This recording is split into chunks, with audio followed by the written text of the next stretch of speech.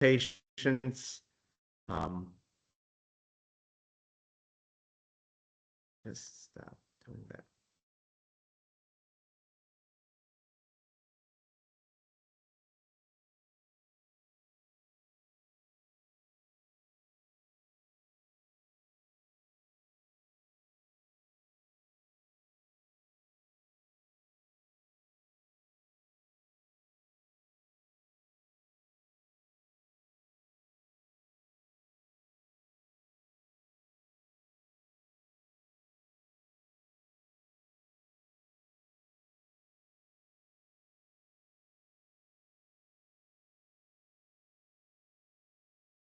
Oh, fun times.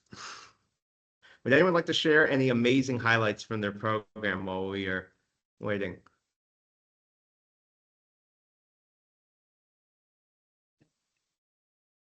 Hi, I'd love to share a couple of invitations if that's okay. Yes, please do. Okay. Hi, everyone. It's Vancia Moshe over at MICFA Challenge. Civic engagement is what we focus on, youth voice and making sure that young people are included in decision making locally and get to like do democracy and get their hands on learning that way. We have a couple of exciting events coming up that I'd love to invite you all and your youth to, including our youth-led mayoral candidate forum that's happening on April 23rd at Trinity University from 4:30 to 7 o'clock. It's a space for young people and any of our community partners as well, but really for young people to hear about what the mayoral candidates have are focusing on related to what young people care about and impact them directly. So please share that opportunity with your young people. And we have a Youth Civic Leadership Summit coming up on May 13th. We'll have a lot of decision makers there that will be listening to what the most pressing issues are for young people and actually co-creating recommendations and solutions with them that they will make commitments about actually moving forward at that event. So that's May 13th, also at Trinity University. So all of those are in the Learn 24 newsletter. You can get your students registered, or you can come and be an issue expert as well at our Civic Leadership Summit. That's all I've got. Thank you, Mark. Awesome. Thank you. Let's see. I have a question. Yes, certainly. Ask away. I wanted to ask Vonica a question. Vancia. You got it. What does MICFA stand for? So it's actually after a namesake. Abner Mikva is and Zoe Mikva, an educator. But Abner Mikva was in all three branches of government. Was local to Chicago, so was in the legislative branch here as a Congress member, but also served as the Solicitor General for Clinton and also, so was in all three branches of government and was big on making sure that young people had access to decision making, not just if they were from a background of privilege. Thanks for the question. Yeah, you're welcome. I got one kid that I think would work really nice with your organization. I think she's just kind of tolerating theater because there's we did some civic engagement work before. But I think I'd like to get your contact information and maybe refer him to you. I love that. I will drop my email in the chat, Jackie, and then let's talk via email so that we can get the student to come on over and join us. Thank you. You're welcome. All right, so I'm going to share it through my browser. I think it has to do a little bit. It's a large file. I think, Abby, your files, I think that my whole computer is just crashing right now. So that's why, because I even tried emailing it to my colleagues and it wouldn't even go. So I'm going to just do it in the browser. Let's see if this works out. Fingers crossed, everyone. It is quite all right.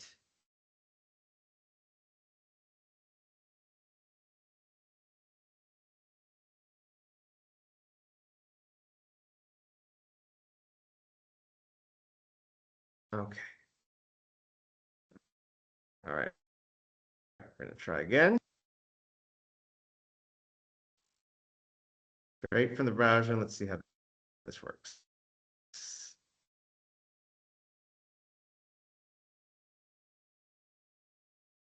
Okay, here we go. So our relations, sometimes not always on our side, but keep it moving. All right. So without further ado, we're going to focus on DCPS Summer Partnerships today and OSSE Summer Meal and SunBucks program. But first, just a couple grant-related reminders. The OST Youth Survey is live for administration within the Grants Management System CitySpan. So please commence the survey administration process for all youth in grades 4 and above prior to the school year closure. So the closure of your school year program period and your school year program. The same method as COI for facilitating the survey. You just need to ensure that survey consent is indicated as yes within those youth profiles. Those youth profiles are enrolled in activities and one date of attendance is submitted. The survey links are visible on that survey page, or if your organization is larger and you have over 100 youth, you can generate a report, and that youth survey report, just select the activities. If you have any questions, you can certainly follow up with your GMS. All right, just a friendly reminder, the program quality assessment, self-assessment deadlines are approaching.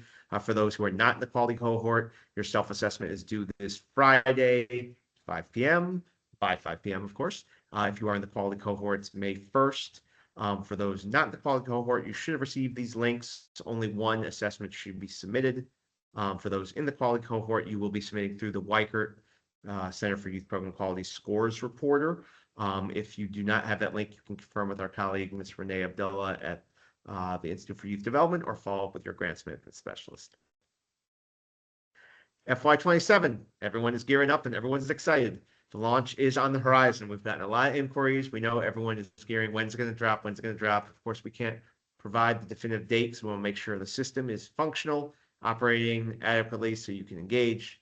For any interested applicant, of course, it will be announced within the Learn24 newsletter.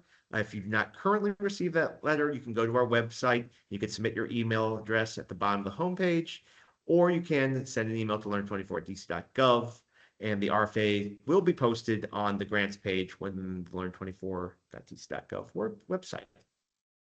General reminders, invoice 2, if you haven't submitted, please prioritize the time of submission along with grant expenditures. And for invoice 3, if you've reached that 60% spend down threshold, you are welcome to submit that final invoice for the 25% of the remaining grant award. Just some quick reminders, 2 special population trainings must be completed within the grant period. Trainings to be registered in Eventbrite. Of course, you all will get a copy of these slides after. And then we do have an upcoming speaker series, which will be taking place on May 15th at 10 a.m. So we definitely encourage you to join if you have not attended one, as you must attend one for the FY26 grant period. Just general reminder on clearances. This was covered last office hours, but as we're gearing up for the summer, you want to make sure you're undergoing those process for your staff and or volunteers. So if you are at a DCPS site, please make sure you are going through their processes for contractors or volunteers, but if they are paid staff, they must go through the contractor clearance application. And then if you are at community-based sites or public charter schools, you can go through our office and email backgroundcheck.learn24@dc.gov, and they will guide you through that process. General reminder on certifications, mandated reporters, CPR, first aid, 1 personnel per site, same as mandated reporter.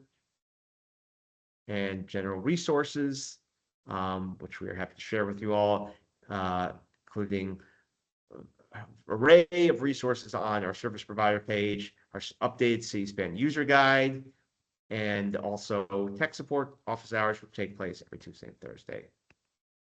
Without further ado, I'm going to pass the baton to Ms. Abigail Cohen from DC Public Schools Partnerships. So Abby, please take it away. Thanks so much, Mark. I'm not seeing any slides. Are other people? You all not seeing the slides? But I have my deck pulled up. Do you want to, I can share my screen, and then do you want to just delete my slides because they seem to have messed up the internet? Yeah. So could no one see my screen? Stop. No, your screen's not showing. Oh my Lord. Oh, No. Thank you for telling me. Wow. I can see it though. No. Here, Mark, I'll give mine a try, and then That's weird. Something went, uh-huh. Yep, you give it a shot. It just notified me there was an issue with content sharing in Teams, so. okay. We can see that. You can see this. Normally Yep. it's showing up funky for me, but I know this stuff. So, okay, as long as everyone can see it, and this will also be shared out afterwards. First, hi, everyone. I'm Abby Cohen. I'm the Director of Partnerships at DCPS. And Mark very kindly invited me here today just to talk, do a quick review of summer building use policies. So if you want to rent space in a DCPS building to operate summer program, these are the steps that you need to take. If you've done this process before, there is not much or really anything that has changed from the years past, but we just like to make sure everybody is in the know, particularly around the deadline for submitting a building use agreement application for summer operations. So if you are, whether you're partnering with DCPS or just operating on your own and really just renting space, you need to submit a building use agreement application.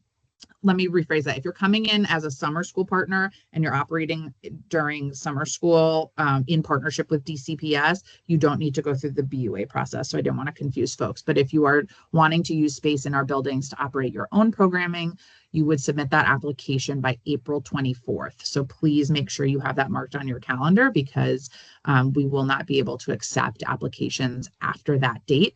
And the approved dates for summer programming this year are June 22nd through July 31st. And all buildings will be closed on July 3rd for the holiday. So the first step, obviously, is to identify a school space. If you aren't quite sure where to start, we've linked our DCPS school profiles, which have key information about all of our schools, including contact information for the principals, as well as a link to the page that shows where our summer school sites are this year, and importantly, the offline schools list. These are the summer school sites for this summer. You'll see about 5 elementary school sites, 4 middle school sites, and 6 high school sites, which all have the times and days of the week when that programming will be operational. So programs that are co-located in a summer school building and operating within the window of hours that DCPS is operating its programming would have security provided, because it will already be in the building. But if, for example, you're in a high school site, if you're in Anacostia and you want to operate either until 5:30 every day, or you want to operate on Fridays, you will be responsible for security and custodial charges associated with those additional days or hours. This is the list of offline schools. So these are schools that are not available for use over the summer, generally because they're having some sort of facilities work done. Also want to note that all DC Public School swing spaces are offline and unavailable for use. All of this information is available online and linked in the deck. So please don't feel like you have to take note of this all right now. So once you've identified your school, you're going to get the school's principal to sign your building use agreement application, which is where you would provide all the information on the dates and times you want to operate, the spaces you want access to, how many students you expect to serve, etc. And as a reminder, these applications are due signed by the principal to the Department of General Services Realty Office by April 24th. So you filled out the form, the principal has signed it, you're going to submit it to DGS and copy the DCPS BUA inbox, which is listed here. DGS will ask you for a certificate of insurance, and then we'll send you the long form agreement for review and signature, which could include rental, custodial, or security fees as appropriate. A quick spotlight on security fees. The gist of this slide is what I just voiced over, which is that if you are operating in a DCPS summer school site and you are operating within the schedule of DCPS summer school, so the same days of the week and the same hours, then security should be covered. If you're going to operate outside of those parameters, then your organization will be responsible for associated costs. The last step is to determine food services needs. So DCPS's Food and Nutrition Services team sponsors the DC Youth Meals program. Any organization that's operating in a DCPS school has access to this.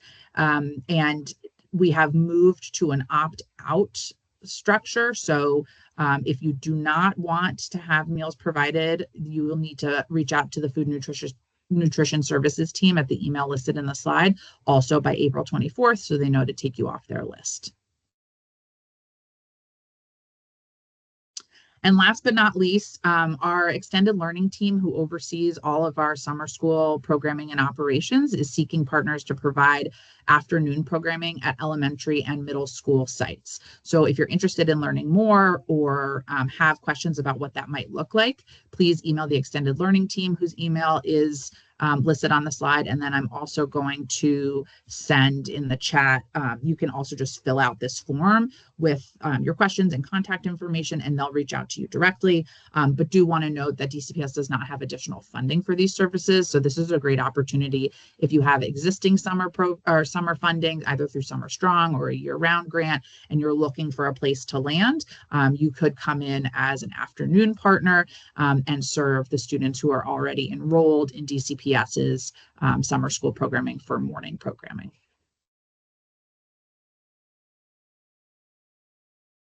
And that's it from me. So if you have any questions, you're always welcome to reach out to me. The partnerships inbox is listed there. You can reach out to me directly if you'd like.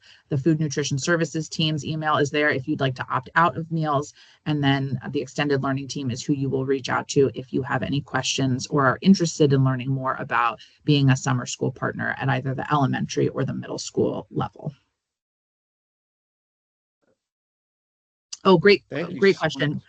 Summer meals are not just available for at sites where DCPS is operational. And coincidentally, we're about to have a presentation on summer meals, so it's a good tee up. I want to ensure we have enough time for summer meals, but does anyone have any other questions for Abby from DCPS Partnerships? Yes, I have a question. I'm sorry, go ahead.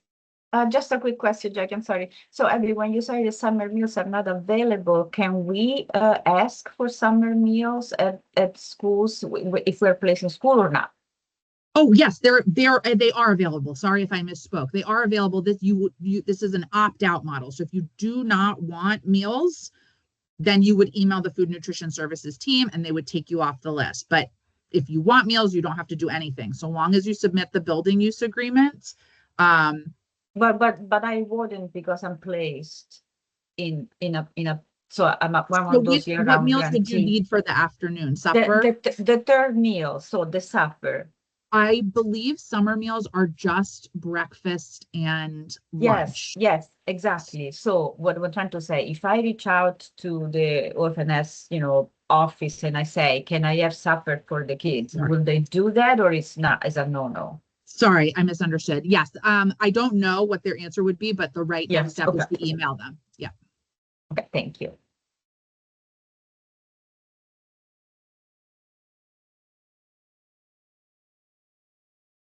I think there was one other person question. Jackie, I see your hand is up.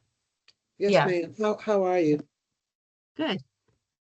So I wanted to ask a question about, and you may not know the answer, but the some of our programs have to go into August.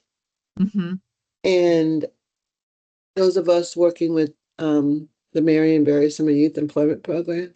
So we're in a school that I guess all of them close on July, whatever the date is. Mm-hmm. 31st. Are extensions possible, or is that just a hard stop? No, there is a process for requesting extensions. So you would go to the principal of the host site and they can escalate the request through their instructional superintendent. I believe there has been a decision specific to SYEP about that final week. So if you wouldn't mind emailing me directly, and I'll drop that in the chat, I can get that to you. Thank you. And I just want to say that when I was going through the process of becoming a DCS partner, working with your office was so easy. Oh, thank you. I mean, you all appreciate just that. did an amazing job, and thank you so much, because I was like, oh no, here goes a tons of paperwork and 100 missed calls, but it was none of that. So thank you so Oh, much. well, thank you for that feedback. I really appreciate it. My colleague Katie, who manages that process, really works hard to make it as painless as possible. So I'm glad you had a positive experience. I have a question. This is Donald. My camera's not working for some reason. So for summer space, we've been working with our school and we've been going through DGS for Yep. summer. And it's, you know, it's good, but it takes some time, a little bit. So can I bypass that process? I mean, we've already put it in motion now, but can I just send another request to you all? Or should we just stick with what we're doing with DGS and the school principal and building manager?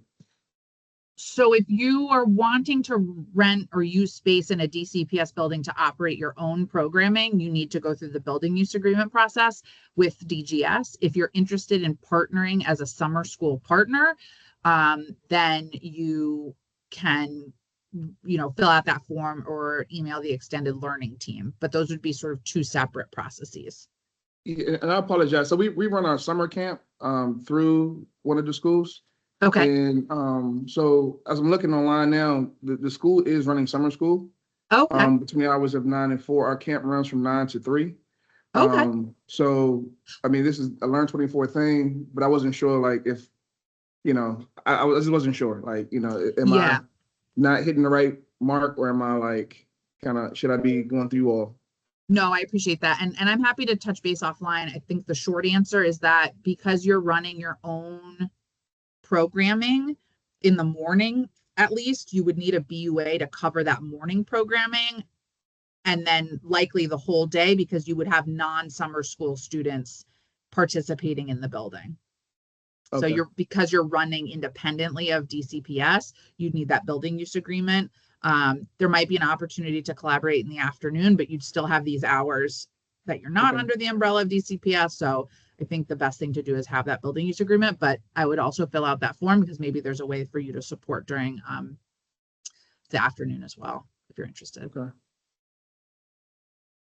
So Abby, just for awareness, they should be in contact with the extended learning team in addition to you? Only if you want to partner for summer school. So two different things. Okay. If you're interested in pushing into DCPS summer school programming at one of those sites to run afternoon programming just for students who are already enrolled in DCPS summer programming, that's a process with the extended learning team. Okay. Right. So you would follow those only be in the building those afternoon hours. You would only be serving DCPS summer school students. Separately, if you want to use space in any DCPS building, whether it's a summer school site or not, to run your own programming, you need to go through the BUA process. So the vast majority of external organizations wanting to operate in our buildings need the BUA. The only exception is if you're pushing in as a summer school partner, and that you would go through the extended learning team. But again, you would then only be providing services for that afternoon portion and only serving those students in that building who are enrolled in DCPS summer school. Got it. And my final thing is, we'll get this slide, right? This slide will be presented to us at the end of this, so we can review it on our own. Yes. Yep. And I'll also drop a link in the chat. All that information lives on the DCPS website, and so I'll drop that in as well. Thank you, Abby. All right. Well, thank you so much again for DCPS Partnerships providing clarification on summer partnerships, building use agreements, afternoon extended learning versus partnerships versus, rental space, et cetera. So it seems like there's a couple different dynamics there, but hopefully you all, if you operate at DCPS in the summer, can use the appropriate fit. I think we have one more question, and then I do want to give time for OSSE to present on summer meals. So Kiana Color, do you have a quick question? Yeah, it's a quick question about the extended partnerships survey. I know it's a different process from if you were to go for summer programming separately. We would go to the principal of that school directly to make sure that they're signing off for us being in the building and doing our program. If we are partnering with this link and we are saying we want to be partners for the summer, will all of that be handled and we will just be dealing with this email? Yes. Okay. Okay, thank you. Yeah, And what is but- the timeline typically for hearing back or having that conversation? It should be a fairly quick turnaround. I know that they're actively recruiting partners. Okay, great. Thank you. Jackie, do you have a real quick question? No, I was trying to lower my hand. Okay, you're good. Sorry. You're good. Awesome. Without further ado, first of all, gratitude once again to Abby Cohen, DCPS Partnerships, and we will pass the baton to OSSE to discuss summer meals and SunBucks. So Swetha, if you are here, thank you for your patience. The mic is yours. All right. Thanks, Mark. Hi, everyone. Good morning. My name is Swetha. I am a communications and training specialist on the school programs team here at OSSE, and that is the school nutrition programs team specifically. So for this session, we're going to be talking about SunBucks 2026 this year, as well as I have my colleague Nicole here, who will talk about DC Youth Meals programs in DC as well. So this summer, these two programs can be used together if eligible, and we want to take a moment to highlight some of that. So, all right, next slide. We can skip this slide. This is just the session norms from our training. All right. So I'll go left to right, and then I'll give my colleague Nicole a chance to introduce herself as well. So we have a couple folks on our OSSE team. When it comes to summer nutrition programs, we have Amelia Pedersen, our state nutrition director. I'm there as well. That's me. Masood House is our other training and communication specialist. Lizette Wells also manages school nutrition programs. And let me hand it off to Nicole to say hello. Hello. So I'm the program specialist for the DC Youth Meals program. So I'll be speaking to you all and answering any questions that you may have about the Summer Meals program as soon as Swetha finishes up with her portion of the presentation. Awesome. All right. And we can do next slide as well. Perfect. So SunBucks, SunBucks is the name for the summer EBT program in Washington, D.C. So if you hear those two terms, they're used interchangeably. SunBucks is summer EBT, and what the program is that it is $120 worth of grocery benefits per eligible child that comes on a preloaded summer EBT card. So a lot of folks might be familiar with the program from last year. Folks have been participating since 2024. That was our pilot year.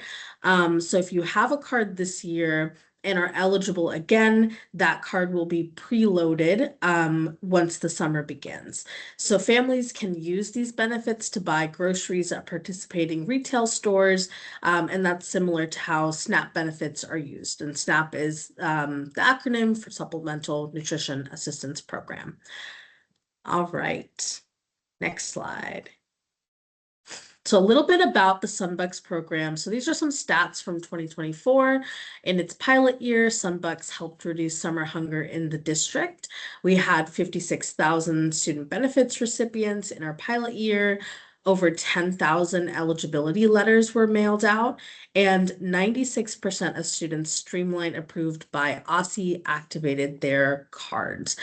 So I'll say across the board with SunBucks, we had some great usage statistics as well. It seems like this program is really, if folks are eligible and are able to hear about the program and receive their cards, around 96% of folks spend their benefits in total. I remember that statistic. So we definitely need your help to reach families again this year. And I wanted to kind of share some information about program eligibility. So as you hear more about this program, sure, that eligibility is one of the first things that comes to mind. So there are a few ways that families can be eligible to receive SunBucks benefits. So if students are part of a household that already receives SNAP or TANF, they are automatically enrolled to receive SunBucks benefits and do not need to take any action. So we have pre-approval letters that are going out. They should be going out to households that are pre-approved around May 15th. And that's why families should check their eligibility on or after May 17th. So that's our biggest ask for folks as you're sharing out information about SunBucks. If folks are hearing about the program and wondering if they are eligible, we highly suggest waiting until after May 17th because they might actually hear about the program and their eligibility beforehand. Let's see. And other specifications for program eligibility, they're for students that are enrolled in an NSLP operating school within the District of Columbia. So that's a big thing. They must be residents of DC or attending a NSLP operating school in DC. And also it is for students between the ages of 5 through 18. So how families can check their eligibility, the last thing I'll say about that is that there is a eligibility checker that is going to be available on our SunBucks website soon. And so that is a great opportunity for folks to check their eligibility starting May 17th. All right. All right, hopefully that was quick and helpful. If there's any questions, I'll definitely take them at the end of this section. But for now, I'm going to pass it over to my colleague, Nicole, who's going to talk about DC Youth Meals. All right. Thank you so much, Swetha. And thank you all for joining us today. And thank you, Mark, for giving us the opportunity to, promote our programs. So as I said earlier, I'm the program specialist for the DC Youth Meals program. And for those of you who may not know, I will just give a brief overview of our program, what we do, and how to apply, how to participate, how to access meal sites, and of course, answer any other questions that you may have. Thank you. All right, so as you can see on the slide here, as you can see on the first slide, the DC Youth Meals program, which is brought to you by Mayor Bowser and the Office of the State Superintendent of Education and the Division of Health and Wellness. This program typically starts the next day after the last day of school for DCPS. So right now that is scheduled for Friday, June 19th, 2026. And the program usually runs through the last Sunday before school starts. All right, so each year, if you want to know when the program is going to start, or you remember it's time for the program to start, traditionally, we always begin the next day after the last day of school for DCPS students. Which is also one of the reasons why our program is so vital and also SunBucks, because when school is out, the children are no longer receiving the meals that are being provided by the National School Lunch and the National School Breakfast programs. And so that leaves kind of a gap for some families, not all, but as we know, it may leave a gap for some of our families during the summer. And so in order to ensure that all children are receiving, the nourishment that they need, that's why this program was established, to kind of fill in that gap in the summer and to ensure that the students and any youth, for that matter, that are located in DC during the summer months are able to receive nutritious meals when school is not in session. All right. Perfect. So who are we and what do we do? So this is something that can sometimes be confused because some of our sponsors are, really prominent in DC. And so sometimes it can be confusing, and that's okay, as long as, the youth are receiving the meals. But the program is federally funded. And it's federally funded by USDA. So essentially what that means is that USDA provides reimbursements to organizations who serve no-cost nutritious meals and snacks to DC youth in the summer. And those meals are available to all youth ages 18 and younger, also including persons 19 and older participating in school programs for persons who are mentally or physically disabled. So as long as the student or the youth is in that category or is in that age group, they are able to receive a no-cost meal at any of our open meal sites. Okay, and a lot of our meal sites include sponsors like DCPS. They're one of our largest sponsors. DPR is another one of our large sponsors. And not to leave out our smaller sponsors, but you may see a heavier presence in the district or in the city from those two. DC Central Kitchen is also one of our larger sponsors. And we also have community-based organizations. So we have smaller sponsors such as Anger Place and KIP and, other organizations. So we have a variety of sponsors and sites, and we welcome a variety of sponsors and sites, right?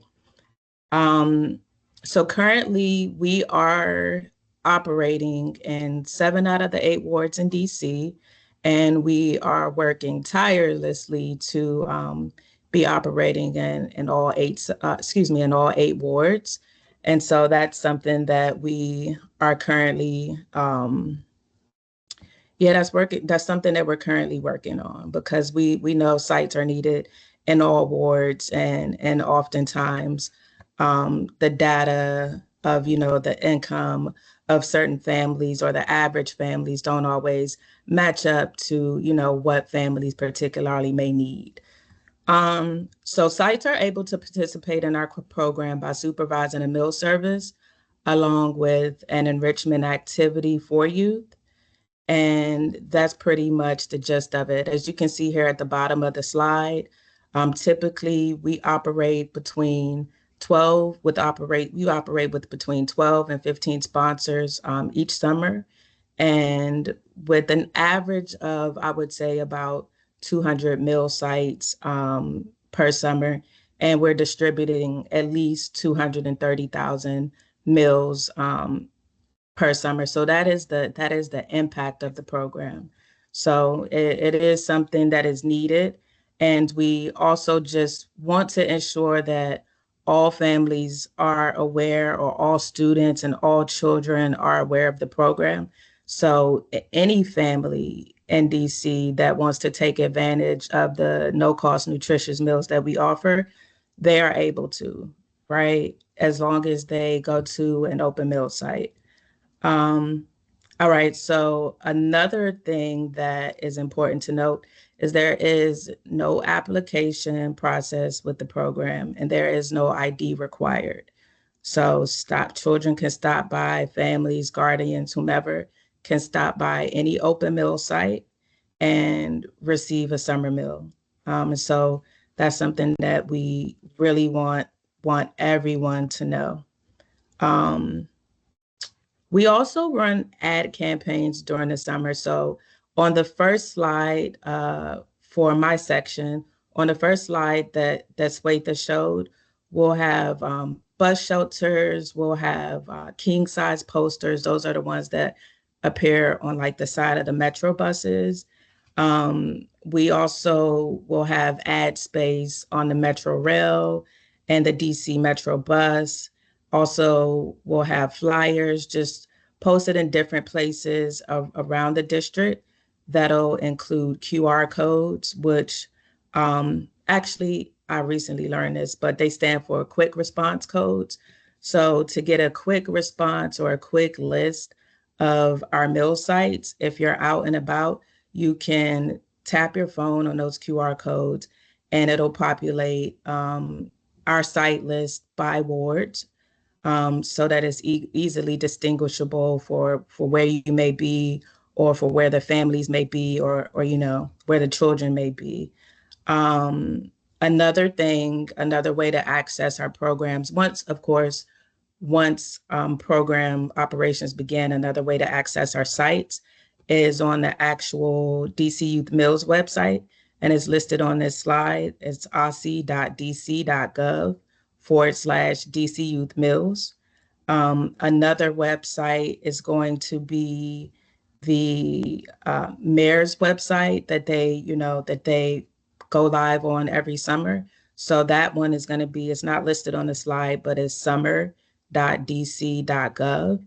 And there you can find information on the DC Youth Meals program. You can find information on DC SunBucks. It's going to be under the meals and nutrition section of the website. And you can also find information about our websites on the USDA.gov site finder app. So those are just a few ways to access information about our programs. And as Swetha said earlier, our programs are able to be used interchangeably. So you don't have to use one or the other. You can use them both in the same day.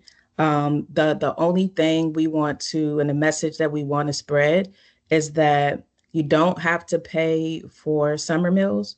So those are always going to be no cost. You don't have to pay for those meals.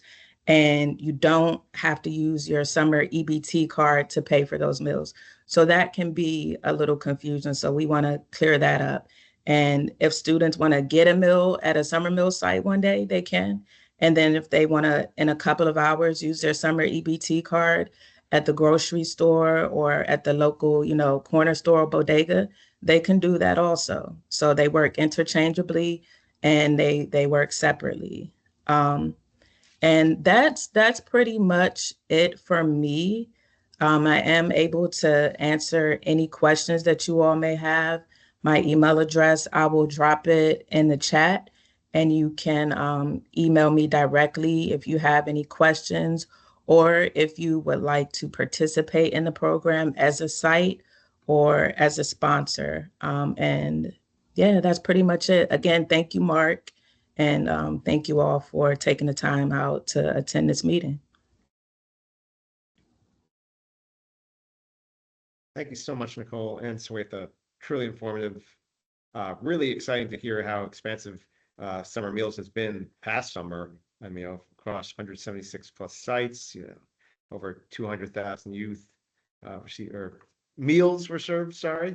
I see Daniela has a question. I'm sure that there are a couple folks who have questions. So if you don't mind staying on for a few.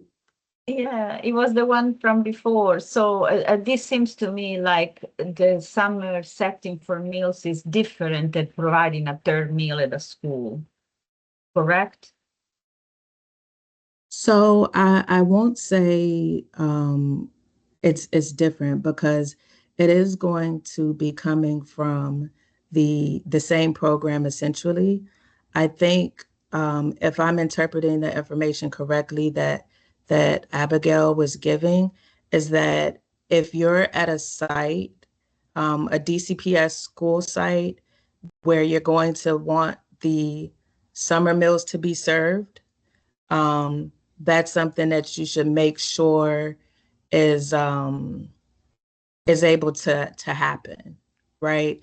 So the meals will be served. This is a summer school site that the DCPS already provides breakfast and lunch.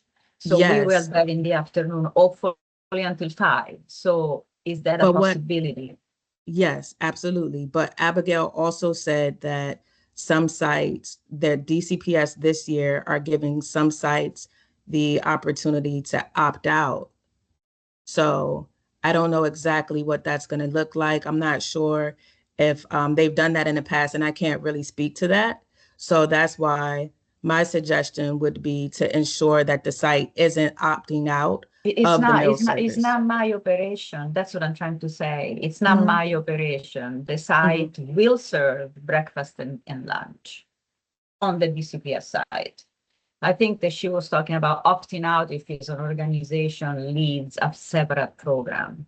Understood. So the site will have food, for sure. I'm talking about the third meal. Is that even allowed under your program? Typically, no. 3 meals are Okay, not yeah. allowed to be served in the program, and everything is a caveat. So, unless it is a campsite, so It's there not. are It's instances. yeah. Okay, then yeah, Okay. no. Thank you. That was You're my question. welcome. Thank you so You're much. welcome.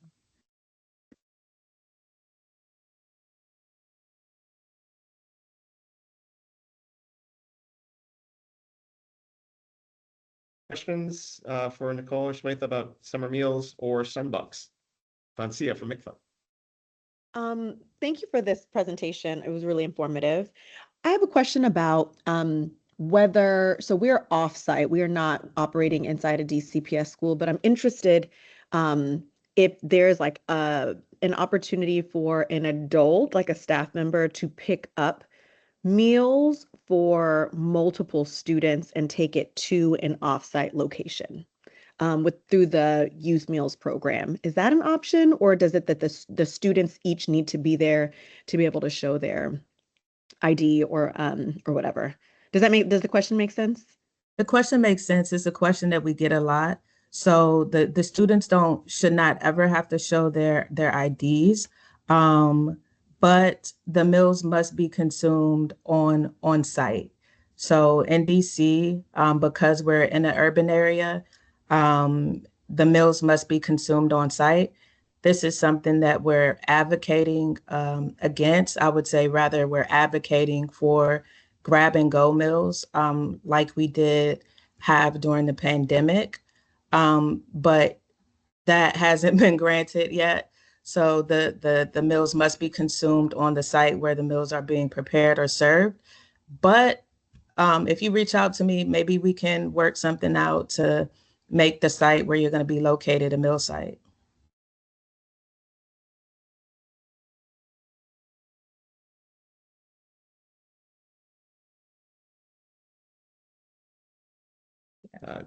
Nita from Medical Extension. Yes, hi. Thank you so much for the presentation. I'm so sorry. I was in another meeting, so I only caught the end, so you may have answered this. You just mentioned reaching out to you to become possibly a meal site. If you became a meal site, do you have to provide the meals to anyone, or could it be just for your young people in your programming? How does that work? That option is available, and we would be able to talk more about the requirements for that offline. Wonderful. Did you drop your email in the chat? Because I may have missed Nope, that too. I'm so sorry. I will put it in now.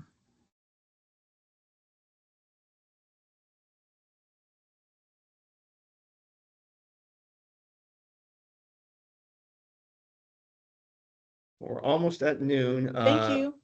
You're But welcome. there's a lot of really important questions here because we want to make sure everyone gets adequate resources and access to nutrition in the summer. So any other remaining questions?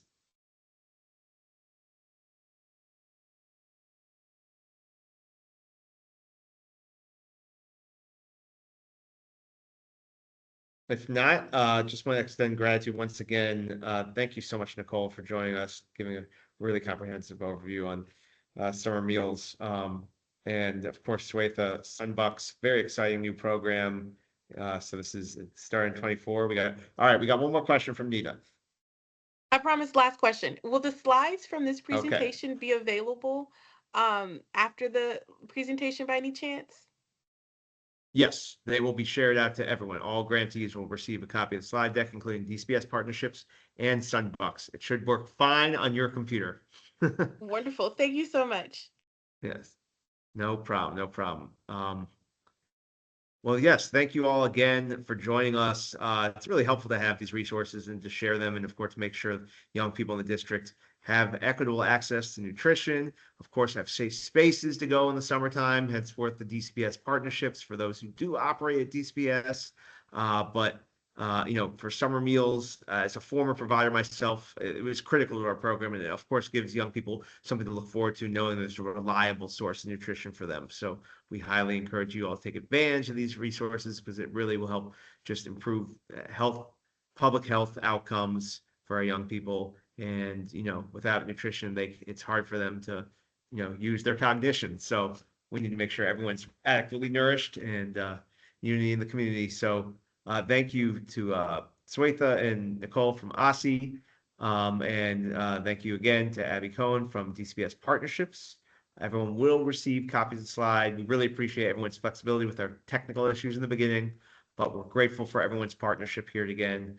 And we're very much excited for the fantastic work you all will do for the remainder of the school year and for those who are going to continue into the summer. So you know how to reach us, and please reach out to your grants management specialist or myself if you have any questions. And thank you all once again. Have a safe and happy rest of your day. Take care. Bye. Everyone. Thank you. Thanks, Mark. Have a good one. Bye. Thank you, Mark. Thank you all. Thank you all. Appreciate it. Thank you, Mark. Have a great day. Thank you. You too. Good job, Mark. You rocked that thing, man. When you got through it. Hey, we keep it moving. That's what we got to do. Right. Enjoy. Thank you, Amos. Appreciate it.